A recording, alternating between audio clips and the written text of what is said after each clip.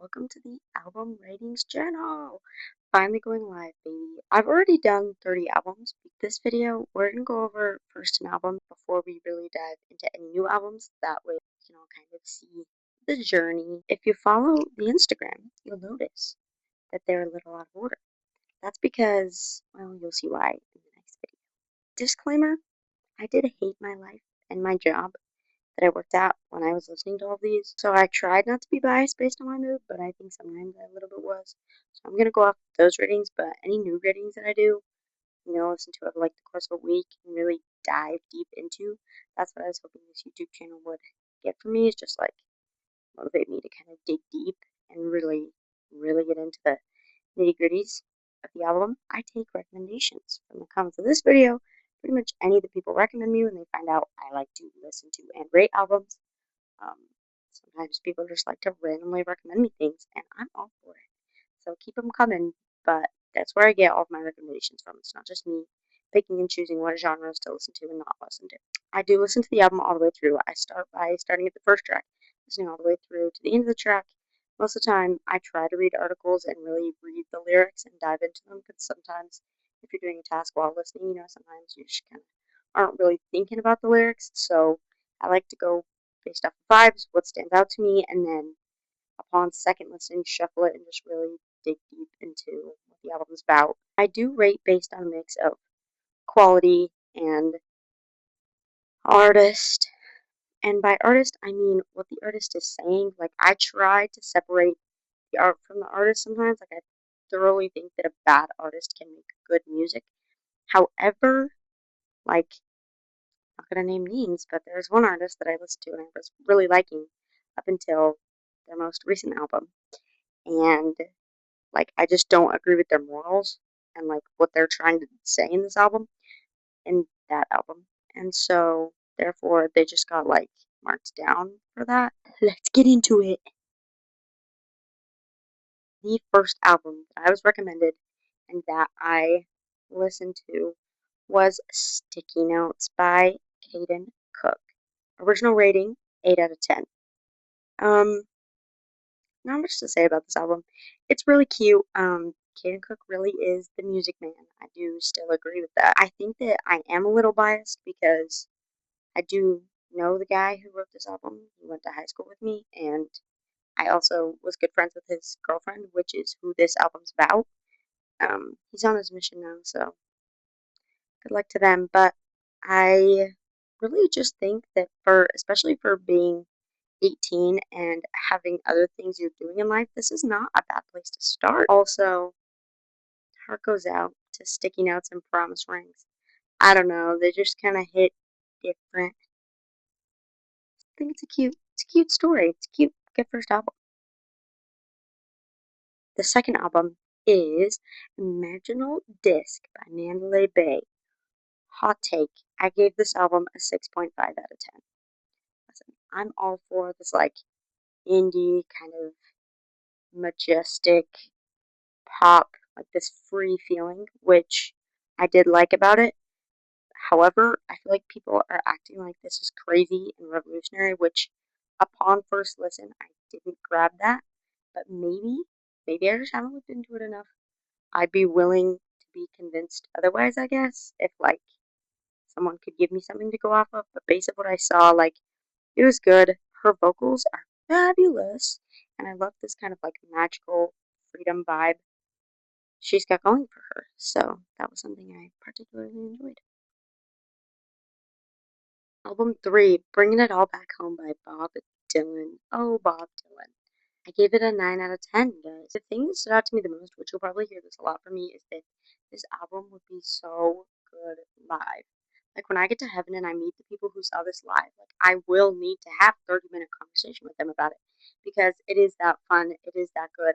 You can feel his energy coming through these tracks, which I love. I feel like I need to learn at least 3 of these songs on my baby over here. Like, I just do. They're so much fun to play. They've got a lot of fun little riffs and little solos and progressions that I just think are so fun. And also really powerful meaning in his lyrics and all the stances that he took.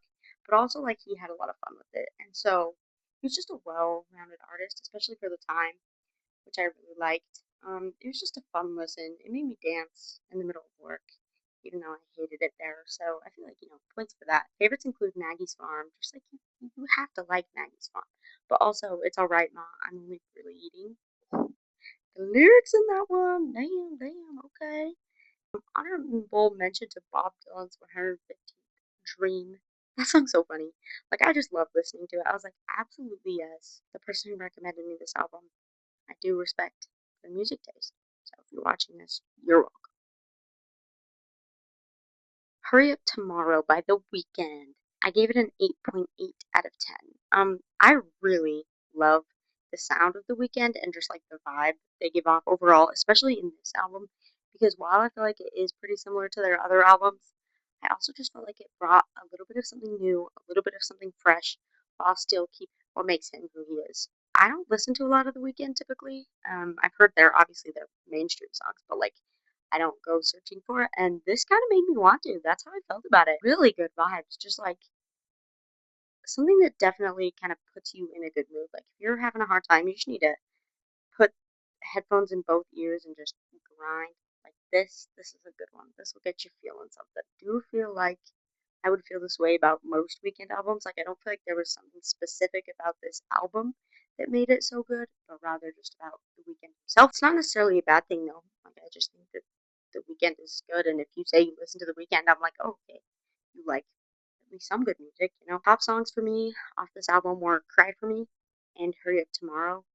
Just kind of really loved the lyrics, really loved the vibe, the overall composition. Felt like it just really all worked together. I loved it.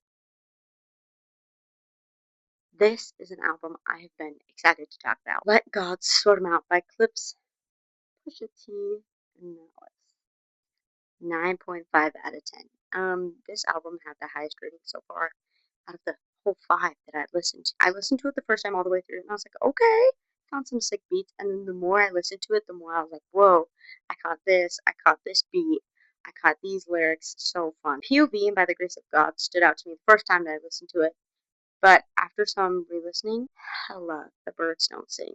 Like, once you know the meaning behind the album and like what it stands for and what it did, I guess, it's just like so beautiful and it's so good. Just a well done record. I obviously have some parts in different songs that I've shouted out, but I just think the collaboration on this album is awesome and it just really gives community and rebuilding and figuring out how to go through hard things. Shout out to the gospel vibes and the backing vocals throughout this album. Like, okay, every time I heard it, I was like, okay, choir. Yes, please. Give me more of that. Private Music by Deftones. This is a hot take. I gave them a 7 out of 10. Here's the thing. I listened to this album at least 4 times, and like every time I was like, no, it's good. Got some good riffs, got some good progressions, got a good composition. It's a solid rock album. To me personally, it didn't really like stand out. It was good though.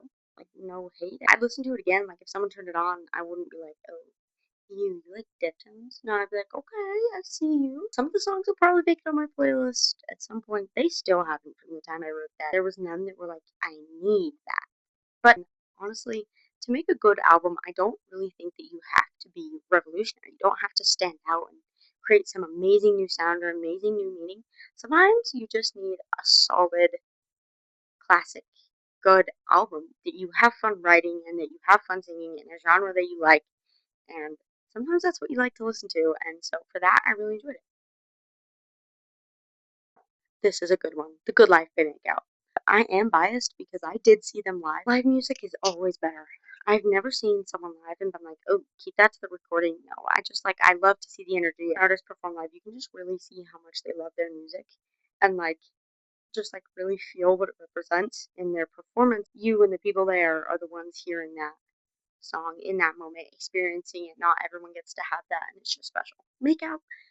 This album, so unserious. It's just people singing about being in love, and I'm here for it. And all the ups and downs in relationships, and like just the things they say. Sometimes I'm like, dang, that was creative, and it is kind of funny. Like I think that if you take this album too seriously, you might get offended, but like it's really not to be taken seriously. It's just fun. Kind of reminds me of Bowling for Soup, who they did open for.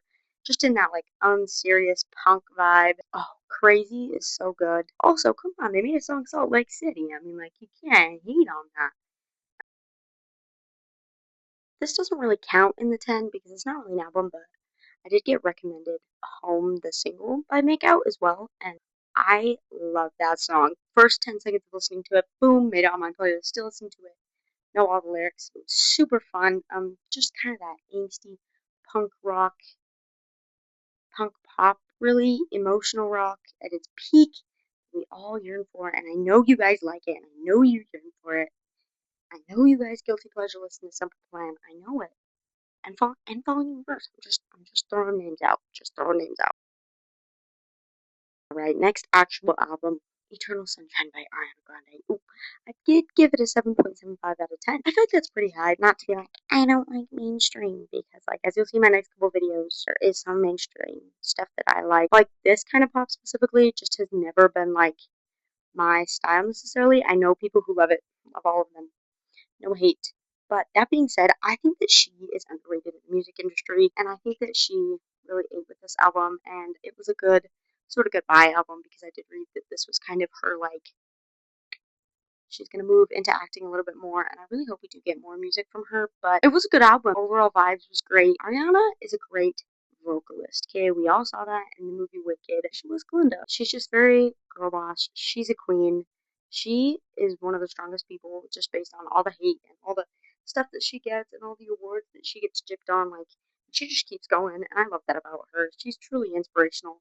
And the fact that, like, I don't vibe with her music as much as other people do doesn't take away from how good of an artist she is. Tracks that did stand out were Eternal Sunshine and The Boy Is Mine. Like, they're just solid pop tracks. Kind of need more Arianas in this pop industry.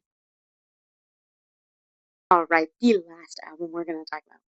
This was the first album that I gave a 10 out of 10 to. Drum roll, please. Off the Wall by Michael Jackson. Listen. The disco that he carried over from the 70s, this kind of dance pop, funk pop, soul music, just really is so much fun. And it's so much fun to go back and listen to, especially because Michael Jackson really was revolutionary in pop and in the industry overall. Did a lot of things for artists that weren't white in America. So we love all of that. This album in and of itself, so much fun. Just the vocals, the beats, the instruments, the way it makes you want to dance, makes you want to do a little disco. It's so fun. Nobody doesn't like Michael Jackson. I've never met anyone who doesn't like Michael Jackson. Rock with You is so fun. I wanna rock with you all night. And that little like chorusy thing he has going with like multiple layers of vocal. Oh, so good.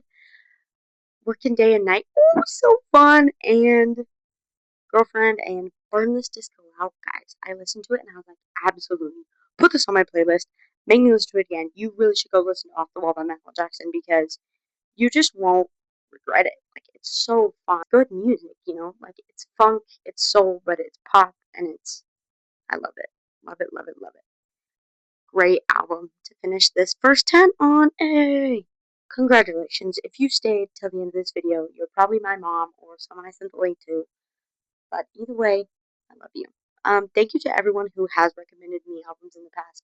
Please comment below your recommendations. You hit the subscribe button if you're one of my friends and if you don't like it. Really, this is just my opinion, and I just love to look into music and dive into music and talk about music. So hope you enjoyed. Peace.